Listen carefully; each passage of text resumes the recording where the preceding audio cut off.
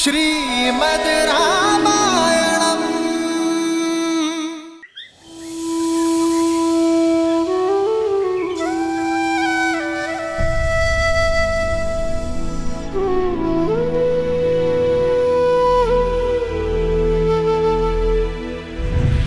तुम भी अपनी आंखों के तारे से दूर हो जाओगे। अपने धर्म रक्षक पुत्र के वियोग में तरस तरस कर मरोगे तुम। मुझे आप नहीं, राम चाहिए, राम चाहिए।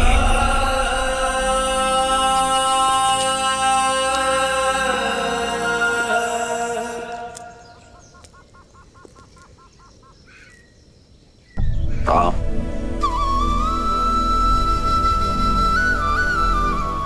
मैं आपसे नहीं पूछूंगा पिताश्री कि आपको क्या हुआ है, क्योंकि आपकी व्यथा मैं समझता हूं। ये जान के प्रसन्नता हुई कि तुम मेरी व्यथा समझते हो। किंतु ब्रह्मर्षि विश्वामित्र एक पिता से नहीं, एक राजा से सहायता मांगने आए थे पिताश्री। मत भूलो कि राजा होने के साथ साथ मैं एक पिता भी हूं। क्या राजा होने का यह अर्थ है कि मनुष्य अपने पिता होने की भावना को बिठा दे? क्या एक मनुष्य होना मेरा अपराध है? क्या मेरा पिता होना अपराध है? यदि तुम मेरे स्थान पर होते तो राजा बनते या पिता? मैं एक पिता का धर्म निभाता पिताश्री। अपने पुत्र को परीक्षा की आग में भेजता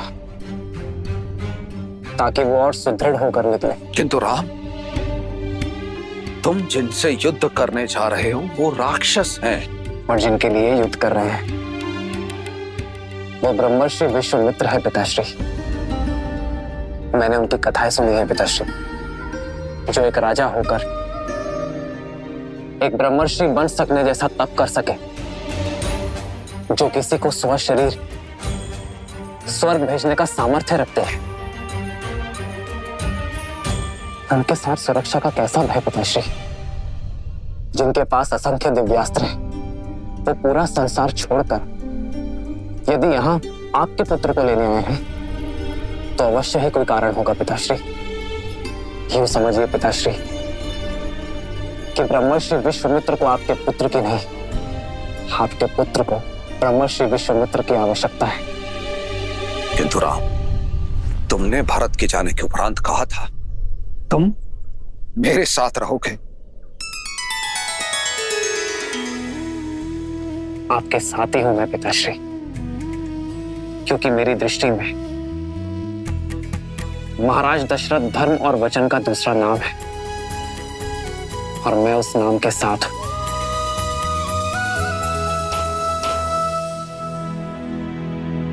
आप एक पुत्र क्यों चाहते थे पिताश्री? ताकि अयोध्या को उसका उत्तराधिकारी दे सकूं, अपने पूर्वजों को तर्पण अर्पित करने वाला दे सकूं। तो यदि आज आपने मुझे ब्रह्मर्षि विश्वामित्र के साथ जाने से रोका, रघुकुल का वचन तोड़ा, तो क्या मैं अयोध्या का राज्य संभालने योग्य कहलाऊंगा पिताश्री? अपने पूर्वजों का मान घटाने के बाद, संसार में उनकी श्रद्धा घटने के बाद,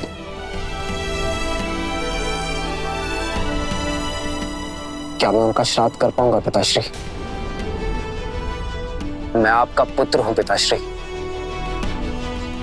मेरा धर्म है आपका आदेश मानना, पर आप रघुवंश के राजा हैं।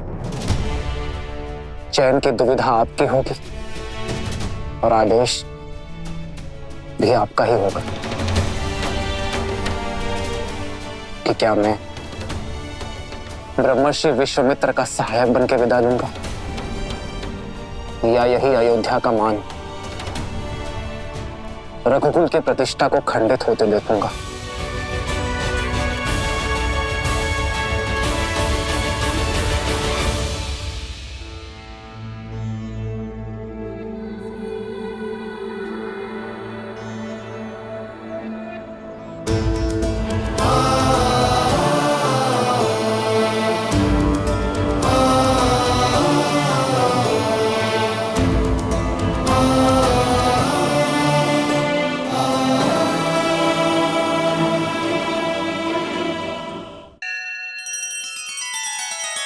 श्री रामचंद्र कृपालु भजु मन हरण भव भय दारुणम नव कंज लोचन कंज मुख कर कंज पद कंजारुणम सिया राम सिया राम सिया राम सिया राम।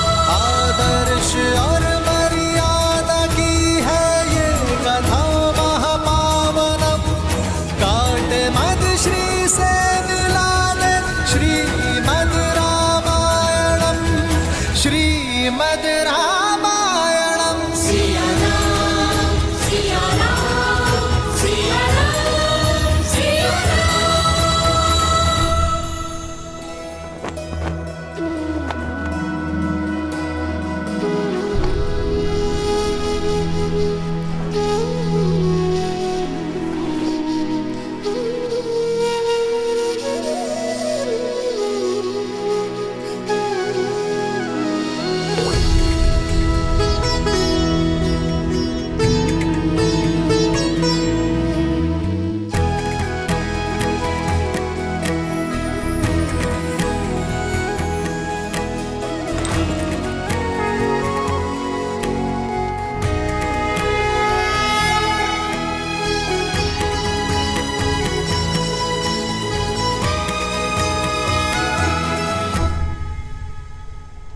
लक्ष्मण कहाँ है माँ?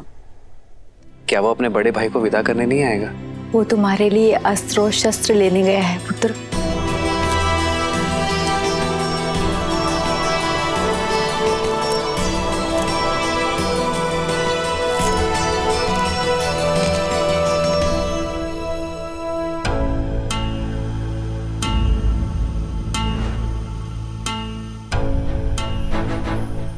ये क्या है लक्ष्मण? ये दो धनुष? अब दो योद्धा एक धनुष से कैसे लड़ेंगे भैया? दो?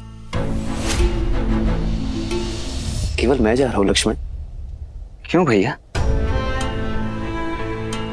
आप पिताश्री के वचन का मान रखें और मैं अपनी माता सुमित्रा के उस वचन को भंग कर दूं कि मैं सदा आपकी परछाई बनकर रहूंगा।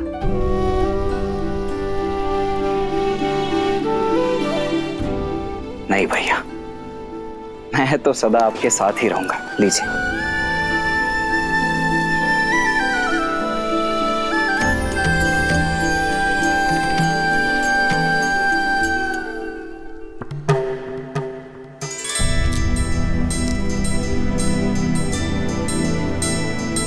क्षमा करें गुरुदेव, मुझे ज्ञात है कि आपने पिताश्री से केवल भैया राम को ही मांगा है, किंतु मैं सबको बता दूं कि मेरे भैया राम और मैं, उनका अनुज लक्ष्मण एक दूसरे से भिन्न नहीं है। वो देह हैं तो मैं उनकी आत्मा हूं।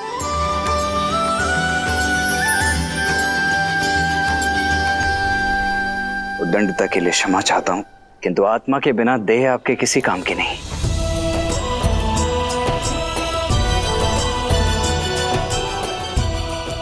आशा है आप और पिताश्री मुझे भैया राम के साथ जाने की अनुमति अवश्य प्रदान करेंगे।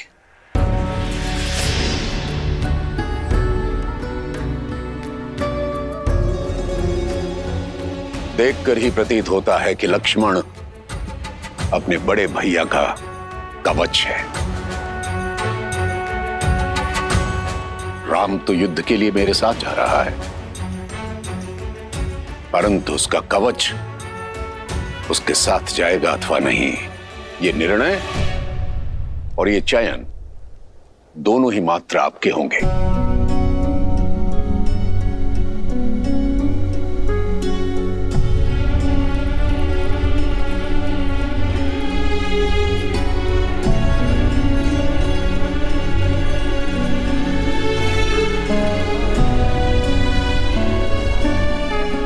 ऋषि,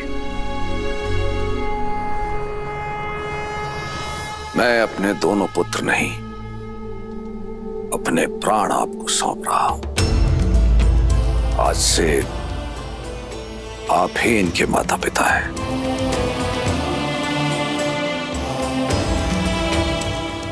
महाराज, आप अपने नेत्र मुझे दे रहे हैं।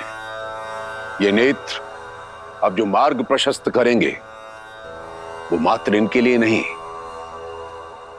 अपितु सारे संसार का दृष्टिकोण बदल देगा।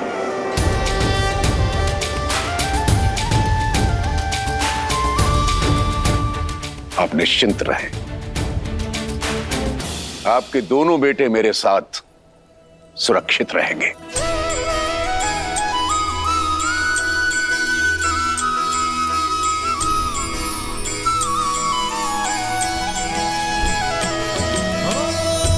दिया दर्दो तनया बुलाए, हृदय लाई बहु भांति सिखाए। पिताश्री का ध्यान रखना माँ। प्राणनाथ सुत दो, तुम मुनि पिता आन नहीं को।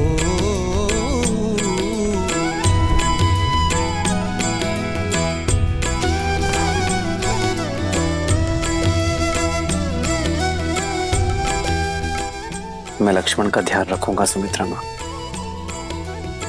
जहां राम साथ हो वहां मुझे लक्ष्मण की चिंता क्यों रहेगी पुत्र? रघुकुल का मान बढ़ाना।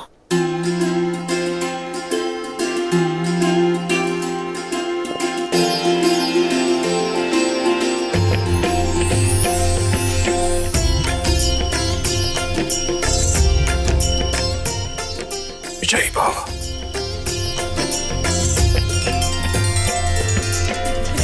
सिया राम जय जय राम। ओ मंगल भवन अमंगल हारी, द्रवहु सुदशरथ अजर बिहारी। अपना ध्यान रखना पिताश्री। सीतारामचरित अति पावन, मधुर सरस अरु अति मन भावन।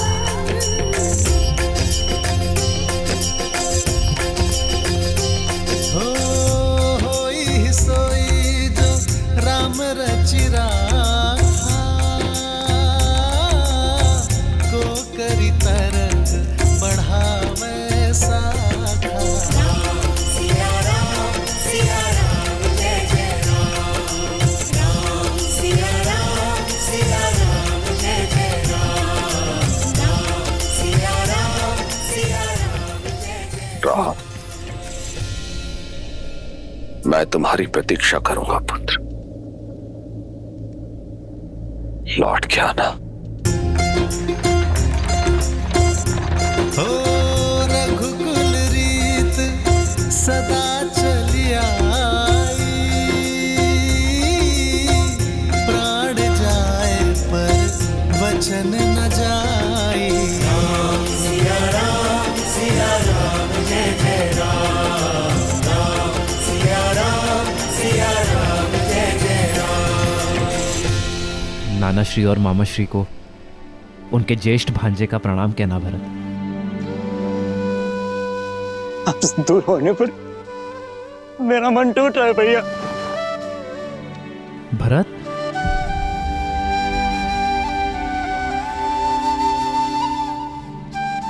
शांत हो जाओ भरत। भरत, मेरा मन गर्वित है भरत। मेरा छोटा भाई पहली बार को उत्तरदायित्व मेरे बिना उठाने जा रहा है। शत्रुघ्न जी भैया, अपना और भरत का ध्यान रखना। प्रस्थान करो भरत। लक्ष्मण,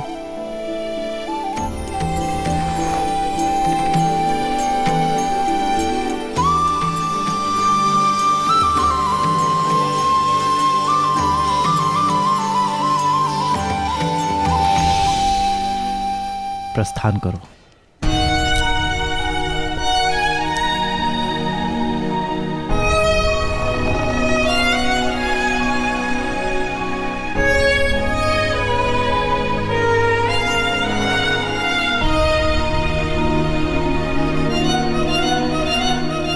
ऋषि विश्वामित्र के साथ जाने के लिए परिवार से विदा लेते समय तो आपने तनिक भर का भी विचार नहीं किया, किंतु भरत भैया और शत्रुघ्न से विदा लेते समय आपकी दृष्टि उनसे हट ही नहीं रही। कर्तव्य के पथ पर विदाई भी सुख देती है लक्ष्मण।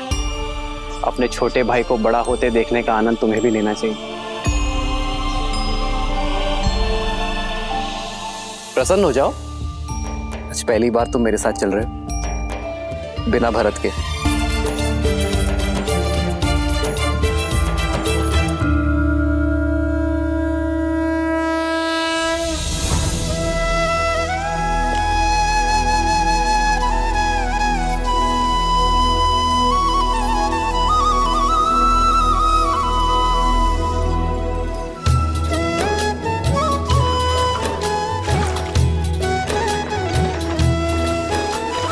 प्रियजन से दूर होना भारी मन का द्वंद, पर बिछड़ न कर्तव्य के लिए एक वीर का आनंद।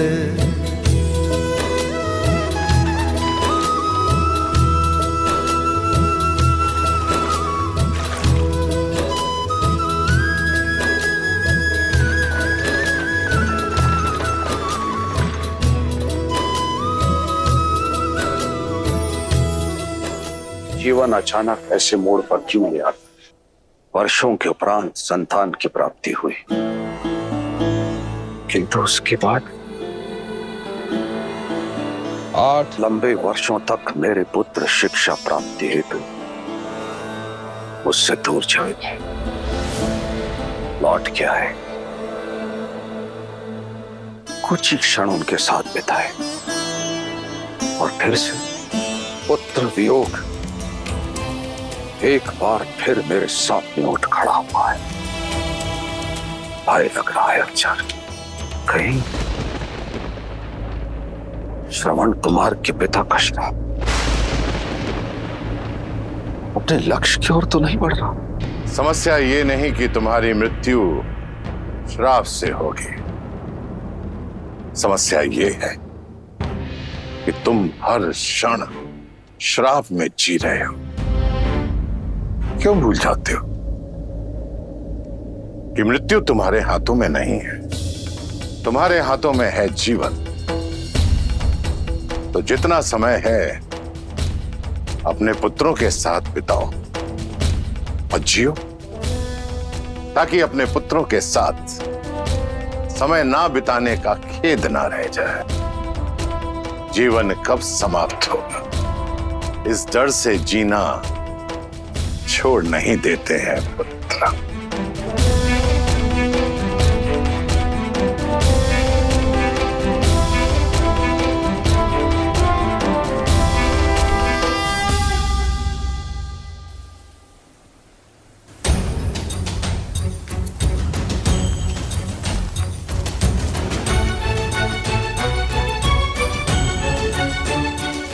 भैया भैया सुनिए ना, आपको ज्ञात है क्या हम जा कहाँ रहे हैं? तुम स्वयं पूछ लो उनसे। मैं नहीं, ठीक है। थक गए क्या दशरथ नंदन? जी आचार्य, नहीं तो भैया चलिए ना, आइए।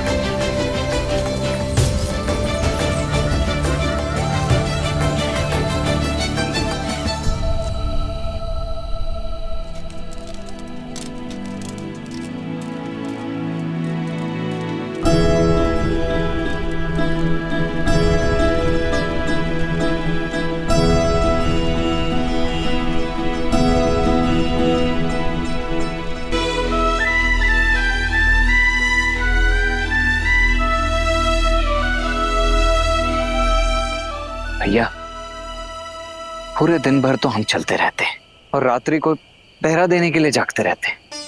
ना भोजन है ना जल है। ये गुरुदेव हमसे चाहते क्या है? कोई कारण अवश्य होगा लक्ष्मण। यदि कार्य सरल होता तो गुरुवर इतनी दूर चलकर अयोध्या नहीं आते।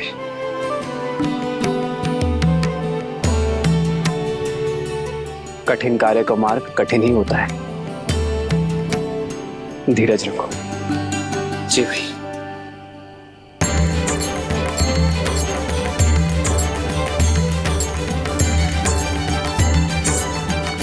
गुरुदेव, जलाशय।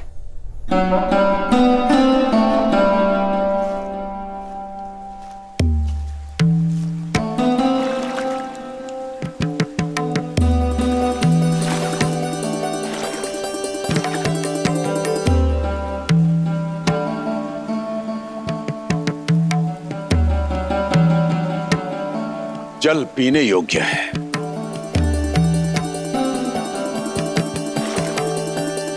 पी नहीं सकते।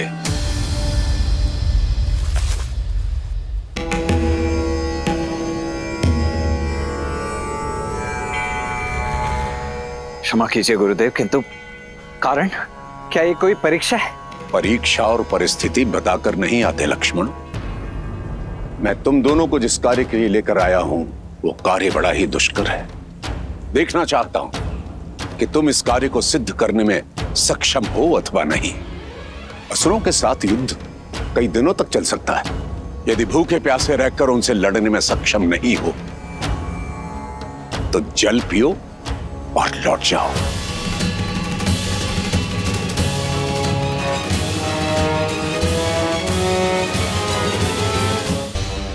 वे असुर हैं।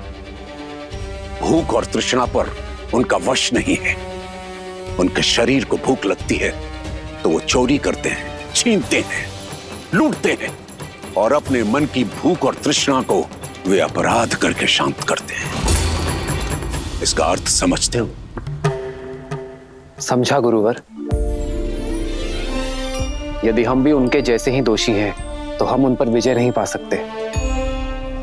इसलिए हमें अपनी भूख और तृष्णा पर वश पाना होगा, यही ना? हम सज्ज है आचार्य। मेरा लक्ष्मण बहुत बली है, बहुत सहनशील है। आपका भाव नहीं समझ पाया, इसलिए दुष्टता कर बैठा। इसे क्षमा करें गुरुवर। जी गुरुदेव, मैं आपको आश्वासन देता हूं कि मैं भूख और प्यास दोनों सहन करने के लिए सज्ज हूं। शरीर की भूख को शारीरिक बल और परिश्रम से शांत किया जा सकता है लक्ष्मण, परंतु मन की तृष्णा को मिटाने के लिए मन में करुणा जागृत करनी होती है। अपनी इंद्रियों को वश में रखना पड़ता है। कर पाओगे?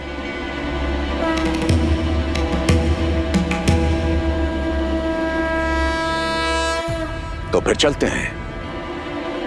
गंतव्य तक पहुंचने में और 4 दिन लगेंगे।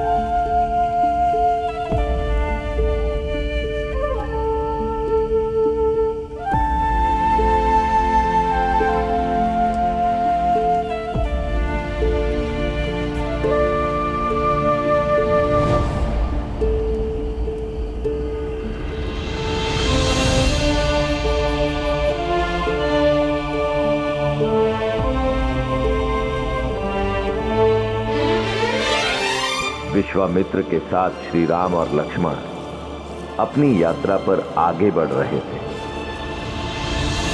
और मिथिला में समय सीता के स्वयंवर की ओर बढ़ रहा था। विश्वास नहीं होता, सीता दीदी के स्वयंवर के निमंत्रण पत्र जा रहे हैं। सोचा भी नहीं था ना, बचपन का साथ अचानक क्यों ही। सीता दीदी हमारे बिना रह लेंगी? माँ भी तो अपना मायका छोड़कर यहाँ रहती है ना, क्या वो प्रसन्न नहीं?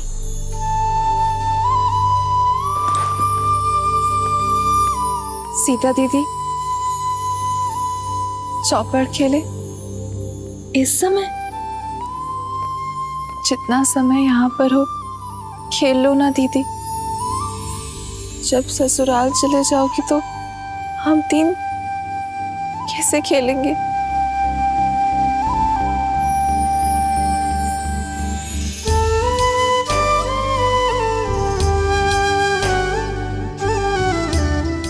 अरे चलो चौपड़ खेलते।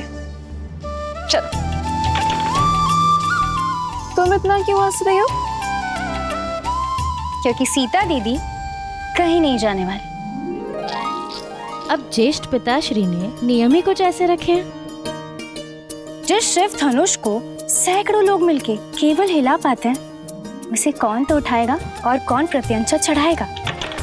तर्क तो उचित है, पर फिर सीता दीदी ने कैसे उठा लिया था? हाँ दीदी बताओ ना, जब आपने शिव धनुष उठाया था तो क्या था आपके मन में? नहीं जानती, बस इतना स्मरण है कि मेरे मन में ना तो कोई भय था और ना कोई भार।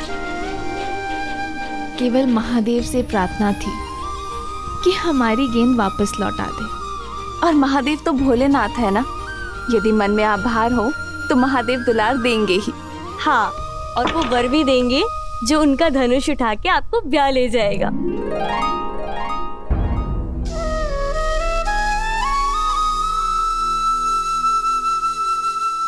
वैसे संपूर्ण भारत से राजकुमार आने वाले हैं, तो तुम तीनों भी सोच लो कि तुम्हें कैसा वर चाहिए। क्या पता मेरे साथ साथ तुम्हारी खोज की भी अंत हो जाए। कितना अच्छा होगा ना यदि ऐसा हो तो। जैसे हम चारों बहनें आजीवन यहाँ रही हैं, वैसे ही हम चारों का विवाह एक साथ हो, एक ही घर में। हाँ, तब तो हम प्रतिदिन चौपड़ खेलेंगे। हाँ, इससे उत्तम तो और कुछ हो ही नहीं सकता। लो, मैं तो सच में जीत गई। कितना शुभ संकेत है ना। यदि महादेव ने चाहा तो हम चारों बहनें आनंद से ऐसे ही एक ही घर में रहेंगी। कितना शुभ मन है ना सीता का। हर एक के मन में आशा जगा देती है। ऐसी गुणवान स्त्री को तो श्री राम ही मिलेंगे ना। यहीं तो भाग्य अपना खेल खेलता है देवी। ऐसा हो यह आवश्यक नहीं, क्योंकि एक और कन्या भी थी जिसकी सोच देवी सीता जैसी ही पवित्र थी, अत्यंत गुणी भी थी, परंतु उसके प्रारब्ध में कुछ और ही लिखा था। कौन? महान शिल्पकार मयासुर की पुत्री मंदोदरी।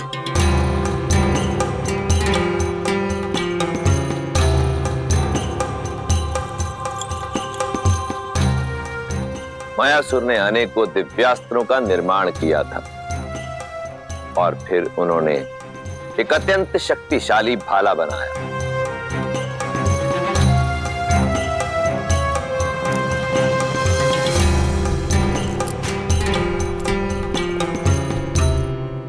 बड़ा तेजवान और दृढ़ भाला बनाया है पिताश्री।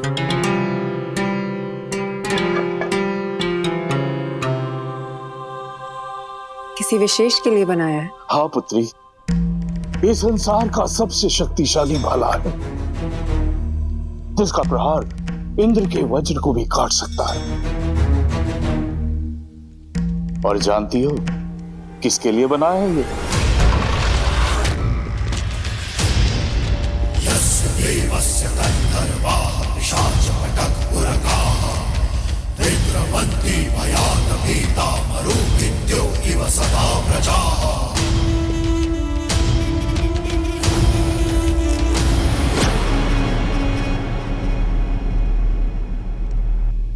तुम?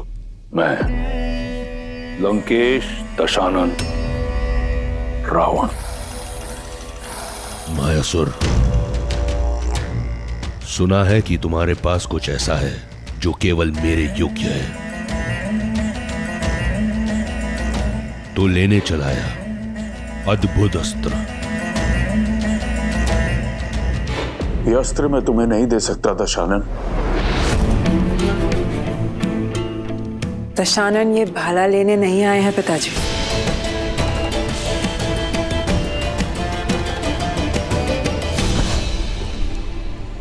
अद्भुत, जैसा सुना वैसा पाया। आंखों में तेज, वाणी में दृढ़ता, रूप में ज्वाला और बुद्धि में पैनापन।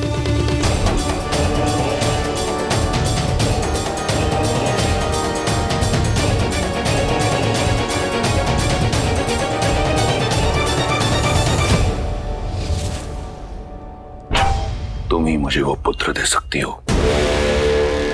जो मेरा अधूरा स्वप्न पूरा करेगा, इंद्रासन पाने का। नहीं, मेरी पुत्री का हाथ मैं तुम जैसे आताताई के हाथ में नहीं दे सकता। वीर भोग्य वसुंधरा मायासुर, जिसके पास बल है उसी का आज उसी का कल है, और दशों दिशाओं में दशानन से अधिक बली कोई नहीं। एक वृद्ध शिल्पकार के कंठ पर भाला रखकर धमकाना, ये कहां का बल है दशानन?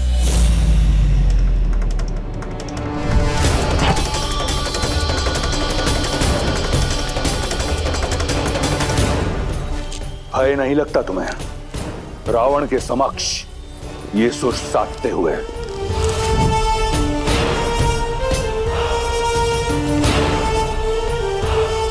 कदाचित तुमने मेरे बारे में सुना नहीं। सुना है ना कि आप दूसरों से उनकी संपत्ति छीन लेते हैं, विवशों से प्राण और स्त्रियों से उनका सम्मान छीन लेते हैं। सब सुना है मैंने। सावधान मंदोदरी, स्त्री की लाज भंग करने का पाप आप कई बार कर चुके हैं। आज स्त्री हत्या का पाप भी अपने सिर चढ़ा लीजिए। पुत्री,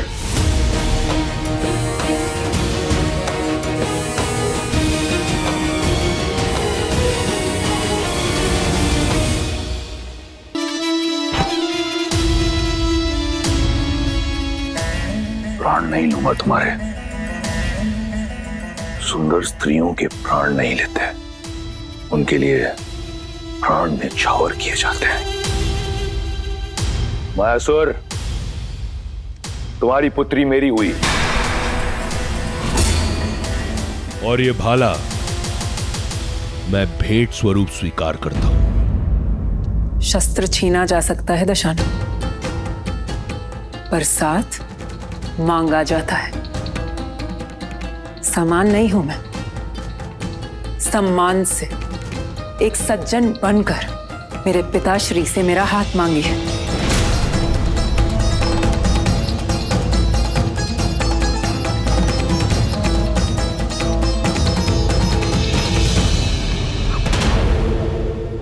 असुर महाशिल्पी मायासुर, मैं स्वर्ण लंका का स्वामी दशानन ये स्वीकार करता हूं कि मेरी लंका के स्वर्ण में इतनी चमक नहीं जितना आपकी पुत्री के तेज में है। आपकी पुत्री राक्ष महारानी बनने के योग्य है। मैं आपसे आपकी पुत्री मंदोदरी का हाथ मांगता हूं। क्या आपको और आपकी निर्भीक पुत्री को यह संबंध स्वीकार है? मैं अपना उत्तर अपने पिताश्री को बताऊंगी,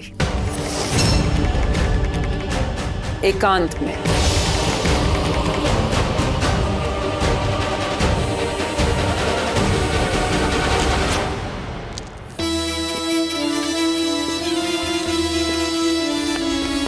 पिताश्री, पिताश्री उठे, उठे।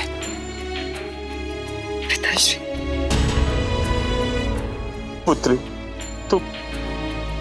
तुम ऐसा नहीं कर सकती। दशानन है वो पिताश्री, वो चाहे तो सब कुछ नष्ट कर कर हमें बलपूर्वक यहाँ से ले जा सकते हैं। इससे अच्छा होगा कि हम सम्मान के साथ जाएं।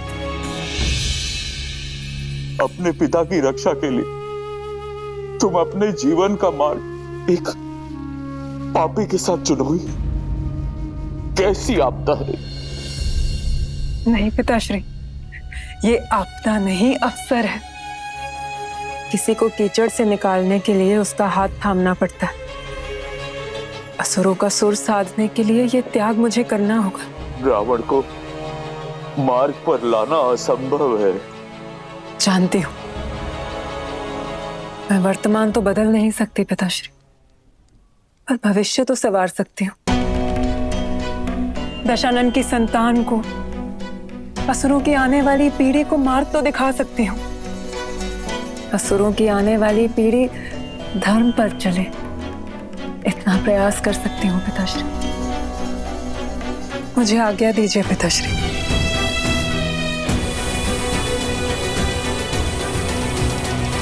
रावण और मंदोदरी का विवाह हुआ, जहां एक और मंदोदरी ने अपनी आहुति दी असुरों के भविष्य के लिए, वहीं दूसरी ओर रावण एक शक्तिशाली शस्त्र पाना चाहता था। रावण को पूर्ण विश्वास था कि उसके तेज और मंदोदरी की पवित्रता का संगम उसे एक बलशाली पुत्र देगा,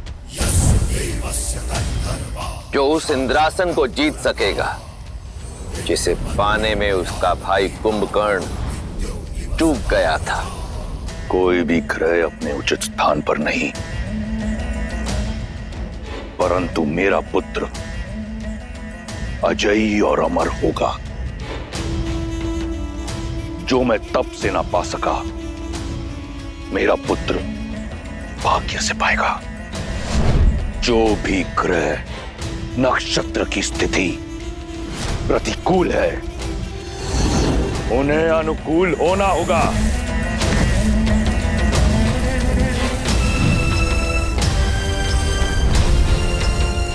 यही है लंकेश का आदेश। सूर्यदेव पहला घर, चंद्रदेव दूसरा घर,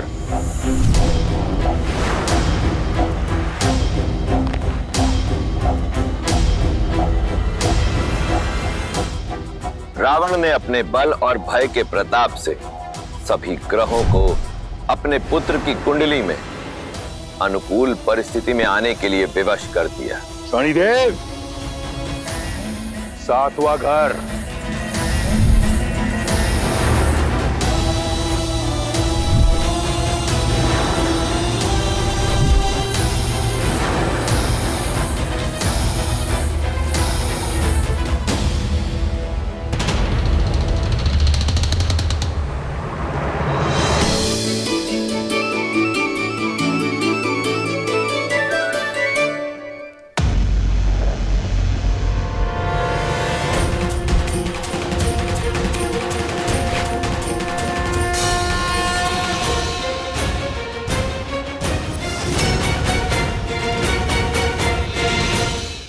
शनि, मेरी आज्ञा का उल्लंघन करके 8वें घर में चले गए तुम।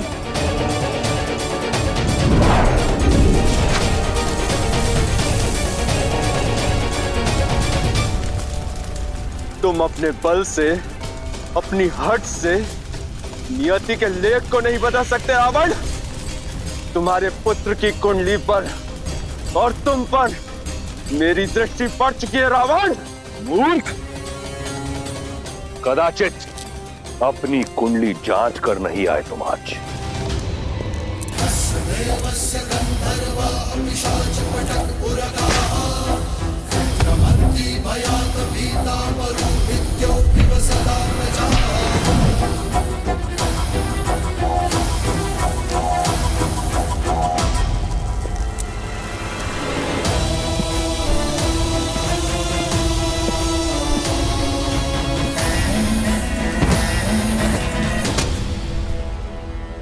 आज से तुम यही मेरे चरणों में रहोगे, जहां सदैव तुम्हारी दृष्टि नीची रहेगी, ताकि दृष्टि उठाकर ना तुम लंका देख सको और ना लंका पति का पुत्र।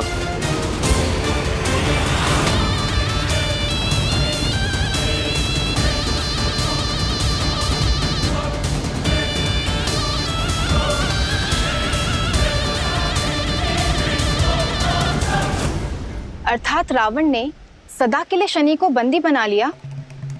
भ्रम था उसका, क्योंकि इस बार रावण का सामना कर्म फलदाता शनि के साथ होने वाला था, और शनिदेव की दृष्टि कभी चूकती नहीं। रावण वर्षों से उन्मत्त कि शनि की दृष्टि लंका पर नहीं पड़ी, परंतु वो ये भूल गया कि स्वयं रावण पर तो उनकी दृष्टि पड़ ही चुकी थी, और अब श्री राम के रूप में स्वयं काल रावण तक आने की यात्रा का प्रथम चरण आरंभ करने वाला था।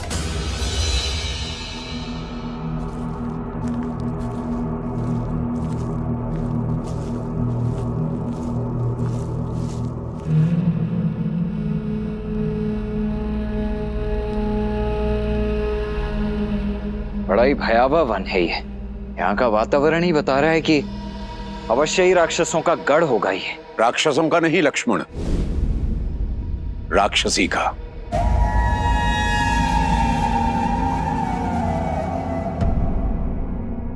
मैं तुम्हें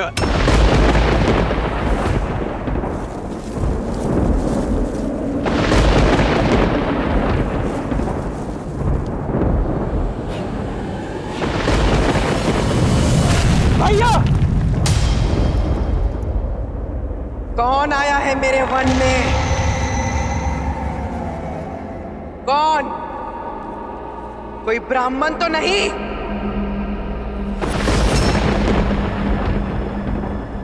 ब्राह्मण? मैंने चेतावनी दी थी कि मेरे वन में ऋषियों का आना मना है।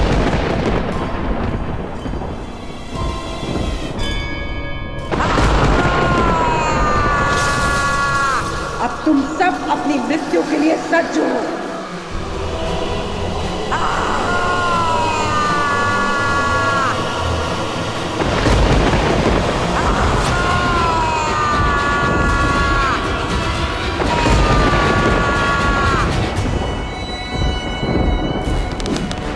भैया, प्रहार की आज्ञा दीजिए।